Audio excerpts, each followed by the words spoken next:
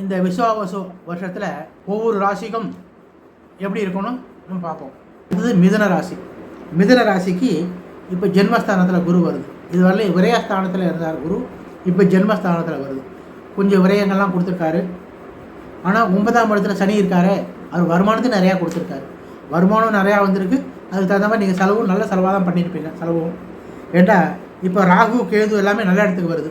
9ஆம் இடத்துல ராகு அனுகூலமான இடத்துக்கு வருது.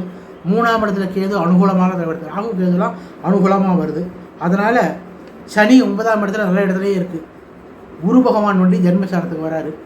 அது சின்ன சின்ன செலவு கொடுப்பார், பெரிய செலவெல்லாம் கொடுக்க மாட்டார். உடல் ஆரோக்கிய சம்மந்தமாக சின்ன செலவாக இருக்கும், பெரிய பிரச்சனைகளாக இருக்காது.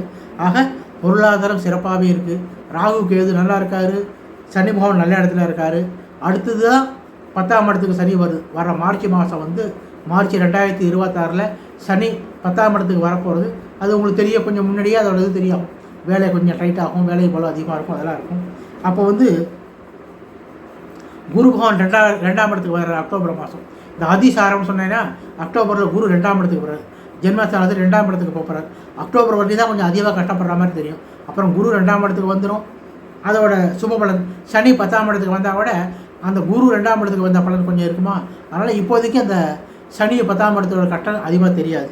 ஆக ராகு கேதுலாம் நல்லாவே இருக்குது. ஆக கிரகங்கள் எல்லாமே அனுகூலமாக இருக்கிறதுனால பெரிய அளவில் கஷ்டமே இருக்காது. அப்படியே சமாளிச்சுன்னு சிறப்பாக போயிடும். ஏன்னா கஷ்டம் வர நேரத்தில் குரு அனுகூலமாக பண்ணிடுறாரு. அதனால் சமனாகிடுது. அதனால் அதிகமாக கட்டங்கள் இல்லை.